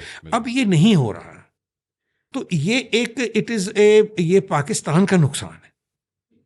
सो ये इट्स वेरी सिंपल कि जो हमारी क़यादत है, चाहे वो फौजी हो या सियासी हो या जो भी हो, वो मिल बैठ के इस पे कोई कोई तरीक़ाकार इसका निकाले, वरना बहुत नुकसान होगा पाकिस्तान को। क्योंकि यही चीज़ जो कोशिश हिंदुस्तान कई सालों से कर रहा था कि एक डिवीज़न क्रिएट हो between the people of Pakistan and the armed forces, ये नहीं होना चाहिए। हम अपनी Pakistan can not survive without the army, and the army can not survive without the support of the Pakistani अवाम। बिल्कुल बिल्कुल। नहीं जी, अल्लाह करे, ये हम लोगों की भी दुआ है कि ये वी सी बेटर डेज। जहाँ बेटर डेज की बात करते हैं, वहाँ आपने जो बेटर डेज फिल्म इंडस्ट्री के देखे, you saw the era of Malka Tarannum, Noorjehan, Anjuman, Sultan Rahi, and then you saw the era of, उससे पहले ज़ेबा और ज़ेबा, देखें ज़ेबा और कमाल और वहीद मुराद और ये सारे जो हमारे हीरोज़ थे, उससे पहले भी सबिया खानम जी, संतोष कुमार और दर्पण, ये लोग थे, और शमीम आरा, हमें तो, और क्या नफीस फिल्में बना करती थी। फिर आपने वो पंजाबी वेव देखी जिसके अंदर सुल्तान राही साहब, फिर पंजाबी वेव हमने देखी। अपना जो शुरू की पंजाबी वेव थी वो इतनी बुरी नहीं थी, म्यूज़िक बहुत अच्छा था, मैडम ने ऐसे ऐसे गाने गाए पंजाबी फिल्मों के मेरा मतलब है कि अभी तक इंसान वो सुनता है। फिर ये जब गुंडागर्दी वाला जो सीन आया ना, जब और वो जो भी गुज्जर कह लें या जट कह लें या जो भी है, जब उन्होंने उनको बदमाशी, गुज्जर सारे को बदमाश थोड़ी हैं, नहीं मेरे आधे दोस्त गुज्जर हैं। तो ये उनको किसी को भी पोर्ट्रे करना कि जैसे भाई बदमाशी जो है उसको एक लीगलाइज कर देना, ठीक है। कि वो क्या वो फिल्म आई थी मौला जट ही थी, मौला जट, हाँ, गंडासा कल्चर, वो बीच में आया। तो वो ऑब्वियसली दैट वाज वेरी, मैं तो वो फिल्में फिर नहीं देखता था, मैंने जो पुरानी मौला जट थी वो भी नहीं देखी थी। अच्छा, हाँ, मुझे कोई इतना, नई वाली तो देखी हुई, नई वाली देखी है। ठीक, आपका ख्याल है, अच्छा नई वाली की मौला जट की बात करते हैं, मगर मेरा सवाल ये था, आपने शान का वाला देखा जब शान उर्दू से पंजाबी फिल्मों में भी आया, एंड आप अभी भी कहते हैं कि पाकिस्तान का one of the best actors ever produced. I think सारे सब, मैं बता रहा हूँ कि आमिर खान ने मुझे ये कहा जी, आमिर खान ने मुझे ये कहा कि मुझे याद है, आमिर ने मुझे इनवाइट किया, इनकी वो फिल्म की प्रीमियर हो रहा था, रंग दे बसंती जी। So he invited me to come and stay with him and come to the premiere as well. तो मैं गया, तो मैंने 2 वीडियोस अपने साथ में ले गया। एक ये थी खमाज, हाँ, और दूसरी थी शुएब मंसूर साहब की अनारकली, ईमान अली की। तो आमिर ने ये जब देखी ये वाली अपना वीडियो देखा इसका खमाज का, तो ही सेड कि यूसुफ भाई, शान जैसा एक्टर, हालांकि उसमें कोई शान की कोई कुछ बोल नहीं रहा था, it was just his acting behind that song. He said कि इससे अच्छा एक्टर हमारे पास हिंदुस्तान में भी नहीं है, वो बहुत बड़ी बात है। फिर उसने शान को ऑफर भी किया, जो उसकी फिल्म थी गंजनी, उसका जो मेन रोल था, जिसपे शान को ये था कि भी मैं हीरो हूँ तो मुझे इस तरह का रोल नहीं करना चाहिए। I don't agree with him. I think कि एक्टर इज एन एक्टर, यही उसकी ग्रेटनेस होती है कि हर किस्म का रोल वो कर सकता है। अमीन नसीरुद्दीन शाह भी है, उसने भी उमराव जान में एक दलाल का रोल किया हुआ, क्या खूबसूरत रोल किया। तो कोई उसकी इज्जत में कमी तो नहीं आ गई कोई। आपकी बड़ी दोस्ती है नसीरुद्दीन शाह साहब से, आपके पास आके हमेशा रहते मेरे सब हमेशा मेरे पास आके वो रहते हैं। पिछले 1-2 साल थे जब से हालात ख़राब हुए हैं तो नहीं आ सके, वरना साल में 1-2 दफ़ा ज़रूर वो। और उन्होंने कभी वो जावेद अख्तर टाइप का बयान नहीं बीत दिया? नहीं वो ही डज नॉट इस तरह वो इस चीज़ में इंडल्ज नहीं करते, बल्कि मेरे 2 शोज़ में वो चीफ गेस्ट थे। दोनों गालिब के ऊपर थे। मेरा पहला जो शो था विरसे का, उसमें वो चीफ गेस्ट थे। फिर उसके बाद एक और मैंने गालिब के कलाम के ऊपर एक शो किया, तो again he was was part of it. फिर मेरे ही रांझा में वॉइस ओवर उन्होंने दिया, बहुत खूबसूरत। मतलब मैंने उनको वाकई ही कभी भी कोई भी पॉलिटिकल बयान यहाँ आके नहीं दिया उन्होंने। जब ये मैं गया था ना इसके लिए अपना रंग दे बसंती के लिए, तो वहाँ फिर हम जब जिस दिन प्रीमियर था तो नसीर भी आए हुए थे वहाँ। तो हमने प्लान बनाया, नसीर ने इनवाइट किया सबको, उसने कहा आमिर को भी कहा कि आप लोग आए वहाँ, क्या कहते हैं, मेरे फार्म हाउस पे। तो हम 2 दिन के लिए वहाँ फिर इनके फार्म हाउस चले गए। मैं था तब, किरण की और आमिर की शादी नहीं हुई थी, but they were you know seeing each other. तो बच्चे भी आमिर के, वो भी साथ थे। तो हम उनके बहुत ही खूबसूरत, उनका एक दरिया के किनारे पे उनका फार्म है। कोई ऑस्टेंटेशियस ये नहीं कि कोई बहुत, मेरा मतलब है साड़ी तरह नहीं है, बहुत वेरी टेस्टफुली, बहुत ही खूबसूरत पिलर नजर आ रहे हैं कि इट वाज, वो कहते हैं ना कि एक अच्छा, सबसे फनी बात ये थी कि उन्होंने ही hated going to these ये शो, क्या जो इवेंट्स होते हैं या अवार्ड शोज, उनको जितने भी अवार्ड्स मिले थे ना, खास तौर पे फिल्म फेयर के, उन्होंने दरवाजे के हैंडल बनवाए उससे सारे उनके घर में वो जो अवार्ड्स थे। तो अब उनका कोई बाथरूम का एक हैंडल रह गया था, तो मैं इंतज़ार कर रहा हूँ कि मुझे, वो खुद नहीं जाते थे अवार्ड पे, लेकिन अवार्ड उनको फिर, क्योंकि उनको जो मिलता था फिर उनको पहुँच जाता था। वाह वाह वाह, फनी कैरेक्टर। तो हम फिर वहाँ उनके दरिया ऐसा था कि वो बीच में रॉक्स थे। तो गर्मियों में, बरसात के मौसम में वो दरिया बिल्कुल जिस तरह हमारे दरिया होते हैं ना, कवर कर लेता था सारे, क्योंकि थोड़ा सा माउंटेन्स था, जिस तरह के इस्लामाबाद का हमारा कुरुंग दरिया नहीं है वो, जी जी, उसके उस टाइप की। तो हम रात के वक्त जाके, तो क्योंकि गर्मियों के दिन तो नहीं थे, लेकिन मौसम ज़रा गर्म ही था, तो हम जाके वहाँ अपना अच्छे बच्चे पहन के, टी शर्ट्स पहन के, तुम पानी में जाके लेट जाते थे, किसी रॉक के ऊपर पानी पैरों से गुजर रहा है या प्लेट। तो कई घंटे हम बैठ के, तो we used to talk. And I one of the most, मैं समझता हूँ कि मेरी जिंदगी में इंटरेस्टिंग और एक लेवल ऑफ इंटेलेक्ट जो था वो, Aamir is also very well read, very educated, very knowledgeable, और नसीर तो है ही है। तो ये मुझे याद है कि बड़ा हमने, क्या कहते हैं, एंजॉय किया था। हाँ बिल्कुल, नसीर भी, आमिर भी यहाँ आए, और किरण भी।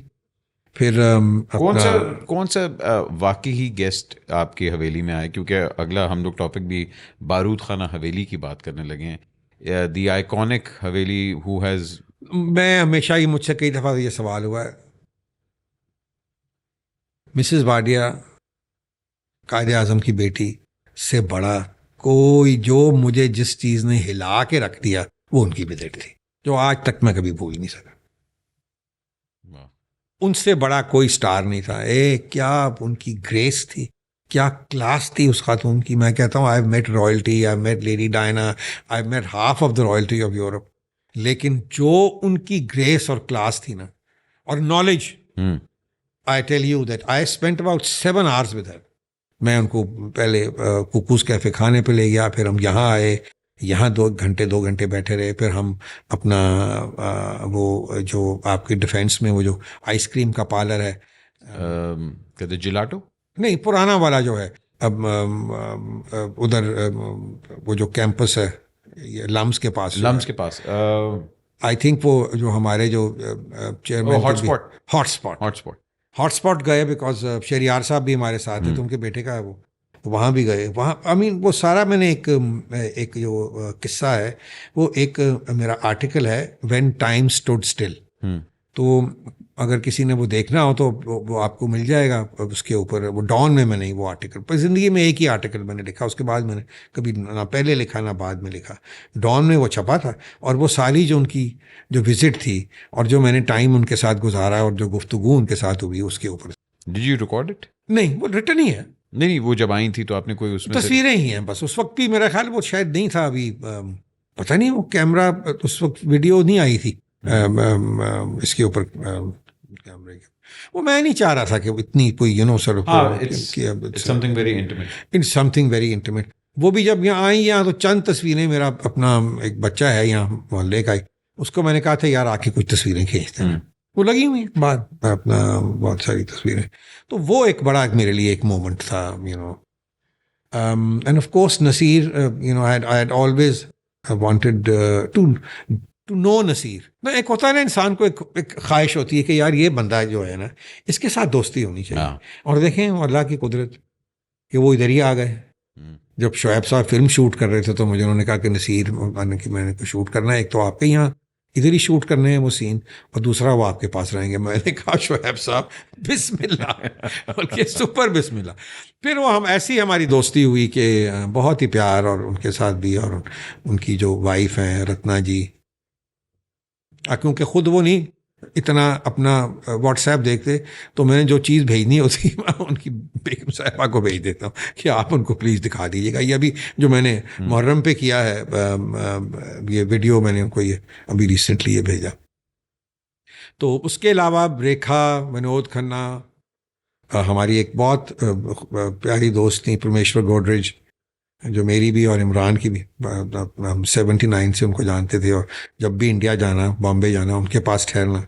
और ये सारी जितनी भी इंडस्ट्री के लोग थे, ये most of them one came to know through her, because उनके घर में जब हम रहते थे तो वो सब वहाँ आते थे। तो काफ़ी यहाँ मतलब कि इस तरह के लोग भी।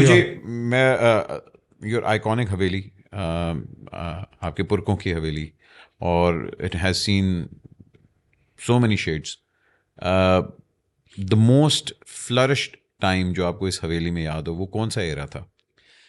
देखें, जो सबसे जो फ्लरिशिंग जो टाइम था, मेरा ख्याल है दैट स्टार्टेड फ्रॉम 1800 में भी। हमारे पास की हवेली आई को 1860 में, ठीक है, 60 तब आई है ये। उसके बाद जो सबसे जो फ्लरिशिंग एरिया टाइम था ना, एक तो मेरे जो दादा के दादा थे मियाँ करीम बख्श साहब, वो एक बहुत ही एक तो one he was the person who first started doing business.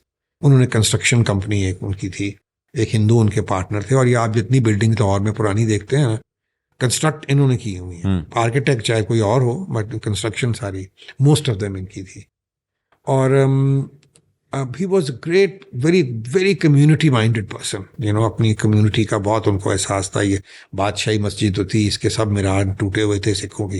ये के बाद ये दीवार जो चारों तरफ थी ये नहीं थी। अच्छा। तो उन्होंने अपनी ज़िंदगी में अपनी 1/3 प्रॉपर्टी जो थी ना, वो डोनेट कर दी थी एक अंजुमन हिमायत इस्लाम को, ठीक है, और दूसरी क्या कहते हैं बादशाही मस्जिद को, ठीक है। और he had a lot of property, he had almost over 40,000 kanals in Lahore, सिर्फ लाहौर के अंदर। उसके बाद जो उनके जो बेटे थे और मेरी दादी के वालिद मियाँ निज़ामुद्दीन, क्योंकि उनकी बहुत दोस्ती थी, एक अल्लामा इकबाल साहब से, और दूसरी अपना फैज साहब के जो वालिद थे चौधरी सुल्तान साहब, ठीक है। तीसरा उन्होंने अपनी जो उनकी थर्ड वाइफ थी, उनके नेफ्यू थे डॉक्टर तसीर, उन्होंने उनको अडॉप्ट किया था, क्योंकि डॉक्टर तसीर का सारा ख़ानदान प्लेग में लुधियाने में थे, वो हाइजे में सारे फौत हो गए थे। अच्छा। तो उनकी और कोई नहीं थी। उस ज़माने में आप कह सकते हैं कि एक तो सारा आप ये कह सकते हैं कि जो अंजुमन जो बनाई इन्होंने on the lines of sir Syed to educate the poor Muslims of Punjab and Lahore. वो Islamia college civil line, Islamia college railway road, Darul Aman, यतीम खाने बनाए उन्होंने, स्कूल्स, कॉलेजेस, मदरसे बहुत। और उसमें फिर और बहुत से जो वेल टू डू मुसलमान थे, उन्होंने भी बहुत डोनेट किया। आज तक वो अंजुमन है, लेकिन अनफॉर्चुनेटली उसके अंदर अब जिस तरह बाकी चीज़ें तबाह हो गई हैं, अंजुमन की भी तबाही होगी। उस अंजुमन पर later on after he died तो the family obviously somebody from the family was always like my dada, my father, then मियाँ निज़ामुद्दीन के सारे अंजुमन से को वाइस प्रेसिडेंट था। दादा मेरे प्रेसिडेंट रहे अंजुमन के फॉर लाइफ, मेरे फादर भी सदर रहे अंजुमन के बहुत बाद में। तो मियाँ निज़ामुद्दीन के ज़माने में फिर बहुत से जो अब ये होता ये था कि अंजुमन का जब सालाना जलसा होता था तो उसमें सारे मुस्लिम माइंड्स को इकट्ठा किया जाता था हिंदुस्तान के, ठीक है। तो आप सोचें कि उसमें सर सैयद भी आए उस अब जो सालाना जलसे में, एक अपना अल्ताफ़ हुसैन अली साहब भी तशरीफ़ लाए, उसमें मौलाना मोहम्मद अली शौकत अली भी तशरीफ़ लाए, मुफ्ती आज़म जो थे फ़लस्तीन के वो भी तशरीफ़ लाए। आप कह सकते हैं कि ये सारा जो पाकिस्तान की जो आइडियोलॉजी थी तब ये जो बैठते थे तो ये यहीं से उन्होंने हमें ये लाइन मिली कि भी एक मुल्क जो है आज़ाद होना चाहिए।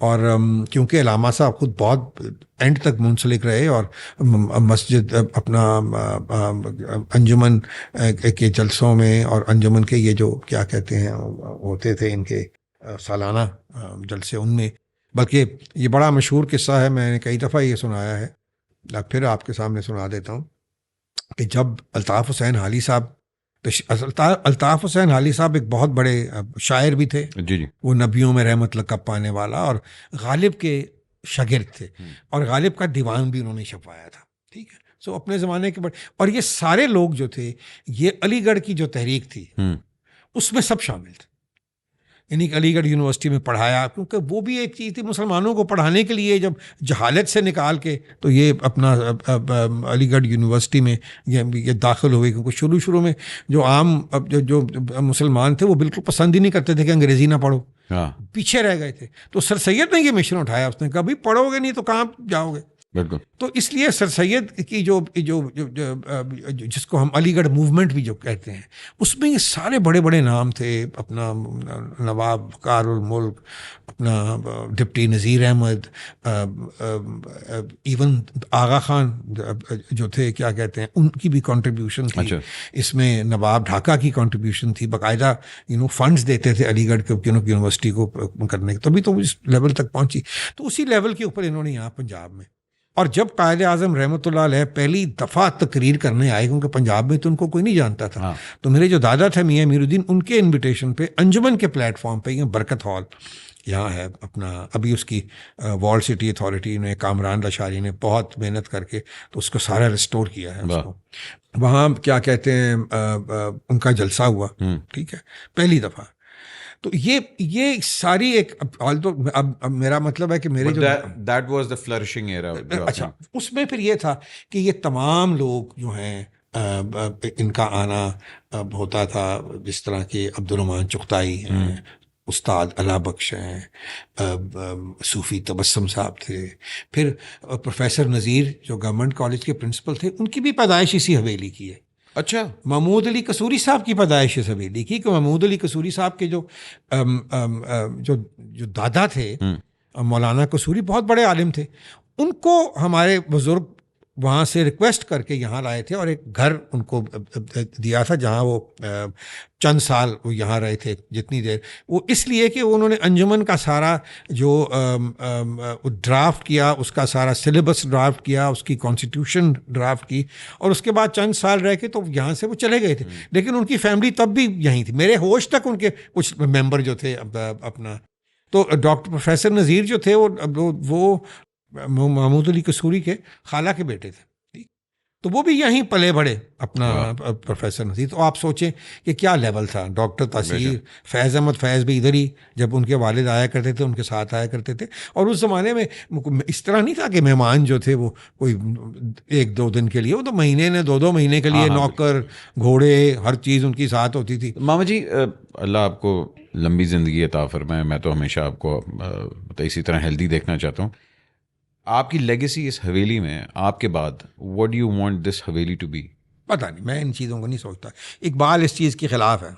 अच्छा। हाँ, वो कहता है कि जो बस है वो है, कोई चीज़ भी क्या कहते हैं जो है वो तायात नहीं रहती। ठीक है, बिल्कुल। अगर आगे से बच्चे जो हैं मेरे बेटे और मेरे बेटी और मेरे नेफ्यूज और नीसेस जो हुआ are going to inherit this this this place, it's up to them.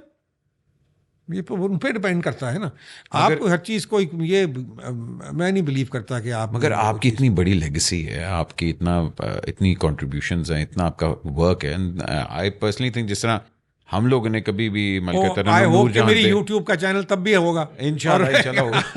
नहीं, मैं क्या, देखिए जिस तरह मैडम के काम को नहीं प्रिजर्व किया गया, नुसरत फ़तेह अली साहब के काम को, इतनी चीज़ें उनको प्रिजर्व नहीं किया गया। हम लोग प्रिजर्व ही नहीं करते अपनी चीज़ों को। इंडिया में एक चीज़ है, वो अपनी चीज़ों को प्रिजर्व करते हैं, वो हिस्ट्री को प्रिजर्व करते हैं। तो वाई नॉट आप अपने काम मैंने को तो अपने यूट्यूब के चैनल के ऊपर अपनी हर चीज़ प्रिजर्व कर ली, जो जो मैंने किया है। आई थिंक 99% जो है उसके अंदर प्रिजर्व्ड है। हाँ। ठीक है, और आई होपफुली दैट दिस यूट्यूब जो है या कोई इस तरह की कोई जो चीज़ें रहेगी, हाँ, मतलब होपफुली तब तक और एक चीज़ जो डिजिटलाइज हो गई है तो वो ख़त्म तो नहीं हो सकती। बिल्कुल। ठीक है, तो ये मुझे एक इस बात की सेटिस्फेक्शन है कि वो है। ठीक, आगे अब देखो,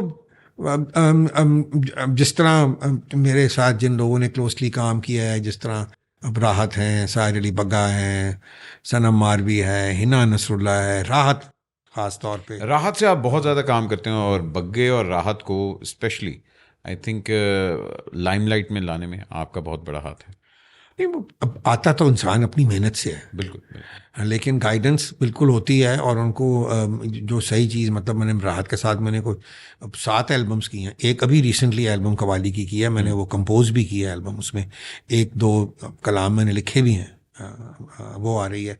और फिर गालिब पे, इकबाल पे, मीर पे, कई इस तरह की एल्बम्स जो कवाली की प्योरली, गज़लें भी की हैं राहत के साथ, गाने भी किए हैं, लेकिन ज़्यादातर कवाली के ऊपर ही हमारा जोर रहा है। और बग्गा जो था, बग्गे को मैंने इनकरेज किया कि वो गाए भी। हाँ।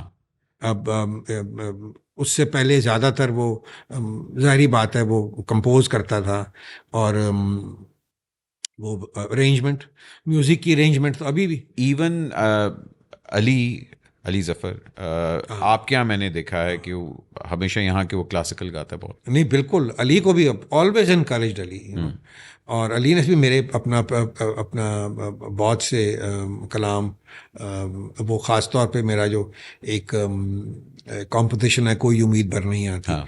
वो राहत ने कवाली फॉर्म में की, अली ने गज़ल फॉर्म में की, फरीदा खानम से जी से भी मैंने रिकॉर्ड करवा के रखी हुई है, अभी कुछ किया नहीं।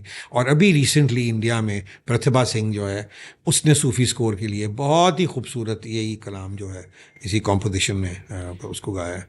मामा जी, मेरा कैमरा तो मुक्कन आला है, मेरी ऑडियो भी मुक्कन आली, मगर मैं तो चाहता हूँ आपके साथ कम से कम 3 to 4 पार्ट्स की मैं पॉडकास्ट करूँ, मगर ये एक तरह पार्ट 1 ही समझ लें, because I still have loads. वो लास्ट टाइम भी तुमने 2 प्रोग्राम ही किए थे, जब 2 ही किए थे, मगर ये अब मेरा अपना है, ऑब्वियसली बात है, and I want to learn from you. वक्त की थोड़ी सी वक्त की वजह से हम लोगों को प्रोग्राम यहाँ ख़त्म करना पड़ रहा है, लेकिन मैं जाते इससे ज़्यादा लोग देखेंगे भी नहीं। हमारी जो मैंने देखा है ना कि लोगों की जो अटेंशन स्पैन जो है वो अब तो वो आ गए शॉर्ट्स। हाँ, सबसे ज़्यादा क्या चलता है? शॉर्ट्स। तो ये शॉर्ट्स ही चलेंगे आपके? ए वाले नहीं, शॉर्ट्स नहीं तुझे शॉर्ट्स लगे दूसरा शॉर्ट। बाबा जी, जाते जाते सिर्फ एक चीज़, what do you want your legacy to be? मुझे नहीं, मैंने कभी सोचा ही नहीं इस चीज़ के बारे में, क्योंकि देखो अहमद, बात यह है कि अगर मैं कहूँ ना कि मैं कोई बड़ा कोई ग्रेट कोई कंपोज़र या म्यूजिशियन या कोई मैं बड़ा कोई जीनियस हूँ, ये बिल्कुल गलत है। ये मुझे जो भी मिला, जो मैं बैठ के, मतलब कि तुम मुझे भी कोई चीज़ दो, मैं तुम्हें बैठ के 1 सेकंड में कंपोज कर दूंगा, this is all God given, ये अल्लाह की तरफ से है। ये कोई मैंने कभी इस बात में कभी मैंने सोचा ही नहीं है कि ये कोई मेरा कोई कमाल है, या मैं इसीलिए मैं इसकी कभी बड़ाई नहीं करता। नहीं, मुझे पता है कि ये मेरी, it is not because of me, it's no greatness of mind, it's just it all comes from ये उसकी तरफ से ही है। तो मैं ये अपना ये I am very very aware of this. ठीक है, और मैं अपना काम किए जा रहा हूँ, मैं इस चीज़ की परवाह करता कि लेगेसी क्या होगी, कल को नहीं होगी, अच्छी होगी बुरी होगी, बहुत लोग अच्छी नज़र से देखते हैं, बहुत लोग अच्छी नज़र से नहीं भी देखते। कुछ बहुत सारी गलत चीज़ें भी मेरे साथ मंसूब लोग करते हैं। मैंने कभी जवाब ही नहीं दिया उस चीज़ का, मैं कोई परवाह ही नहीं की कभी। मैंने कहा मैं जानूं मेरा खुदा जाने, तुम कौन हो भाई। और ऐसी ऐसी बातें कई दफ़ा मैं सुनता हूं तो मैं खुद, मुझे हंसी आ जाती है कि यार ये किधर से ये। जीनत अमान और आपका फेयर था कि नहीं था? जीनत अमान की अभी मैं तस्वीर जो है वो जब आई थी यहाँ, she came a few years ago, तो मैं उसको मैंने कहा कि वो बना के तो यहाँ मैं इसी कमरे में लगाने लगा। नहीं नहीं, मेरा नहीं था। आपका मेरा नहीं था। मेरा नहीं। बस इतना ही काफ़ी है। बस इतना ही काफ़ी है। थैंक यू वेरी मच मामा जी, आपने अपना कीमती वक्त हमें दिया। और माशाल्लाह हवेली के अंदर भी हम लोग बेसमेंट में हैं। यहाँ जो आप देख रहे हैं, it's an iconic basement, amazing performances over here. मैं इंशाल्लाह after few months I am gonna come back, और इसका पार्ट 2 मैंने आपके साथ फिर से शूट करना है। Then we gonna discuss about your political career, the turmoils. बड़ा ही बोरिंग है ना ही। सर थोड़ा सा करेंगे ना, थोड़ा सा चलो, उसमें बात तो करेंगे, मगर आई वांट टू डू। मुझे उसमें बहुत से लोगों को फिर उनके हक में बातें नहीं करनी पड़ेंगी मुझे, पर जो मैंने देखा as a when my life in politics, तो some people are there to me also, but like politically they were very incorrect. हाँ, ठीक, तो इसलिए मेरा मतलब है कि भाई इसी मुल्क में रहना है, इसी मुल्क में जीना है, तो फिर रहने दो ना गल्ला, तो फिर रहने दो। फिर बंदा रह नहीं दो यार, बस जो हो रहा है अब दुआ ही करो, अल्लाह करो। अच्छा, बस जाते बेहतर जाते कर वोट देंगे इलेक्शन अगर हुए? देखें होते हैं कि नहीं होते, पहले यहाँ तक तो आए पहले ना तो यह भी है। कि होते हैं कि नहीं। इस वक्त तो ये कश्मकश है कि होंगे कि नहीं होंगे, होंगे कि नहीं होंगे। आज भी मैं डिस्कस कर रहा था अपने एक दोस्त के साथ, वही द जर्नलिस्ट खुशनूद अली खान, तो वो कह रहे थे कि उनकी नज़र में शायद नहीं होंगे, लेकिन यार ये कुछ कह नहीं सकता, ये भी खुदा के हाथ में ही है। बंदा, वो कहता है ना, बंदा कुछ और सोचता है तो होता कुछ और है। हाँ, बेशक। सो ये मैं समझता हूँ कि मैं समझता हूँ कि इलेक्शन बिल्कुल होने चाहिए। हमारे जो फाउंडिंग फादर्स थे, इकबाल हालांकि जो डेमोक्रेसी से टोटली अग्री नहीं करते थे, लेकिन उसके बावजूद उन्होंने हमेशा ये कहा कि that is the best form of government unless and until we discover something better. ठीक है, जमहूरियत जो है, कायदे आज़म ने बड़ा क्लियरली कहा कि वी मस्ट प्रोटेक्ट डेमोक्रेसी, हमें जमहूरियत को प्रोटेक्ट करना पड़ेगा। अब पाकिस्तान की बका इसी में है, जमहूरियत में ही है। अब अगर उसको नहीं प्रोटेक्ट किया गया, या जमहूरियत की शक्ल जो है उसको बिगाड़ दिया गया है फॉर वट एवर रीजन्स, जब तक ये सारा जो मामला है, और सबसे बड़ी बात यह है कि जब तक हम अपने नौजवानों की नस्ल जो है, इसके माइंड को, इनकी थिंकिंग को हम ठीक नहीं करेंगे, वो लंबा प्रोसेस है। आज जो आपकी नौजवान जो 7-8 साल के हैं, उनके माइंड में अगर आप सही अपनी हिस्ट्री, अपना मज़हब, अपनी कल्चर, या जो चीज़ें उनमें होनी चाहिए वो नहीं डालेंगे, तो फिर दूसरी एक बात है, मैं समझता हूँ कि एक अल्लामा इकबाल की जो किताब है reconstruction of religious thought in Islam, वो एक मस्ट होनी चाहिए। कोई बच्चा ग्रेजुएट ना करे, उसको ये उसके सिलेबस में होनी चाहिए ये किताब कहीं ना कहीं। तो फिर आपका जो नौजवान जो है, वो उसकी थिंकिंग भी ठीक होगी और उसकी विजन भी ठीक होगा इंशाल्लाह। Thank you very much Yusuf Salauddin sahab, आपने अपनी हवेली में बुलाया तो माशाल्लाह लीमू पानी भी मैंने पुआया। लेकिन इंशाल्लाह I hope to see you again इंशाल्लाह। एक्सक्यूज़ मी, में मुझे इजाज़त दीजिए जी। अपना ख्याल रखें, पाकिस्तान का ख्याल रखें, और अपने घर वालों का भी। यूसुफ सलाउद्दीन साहब, thank you so much. Excuse me, में मुलाकात होगी। अल्लाह हाफिज़।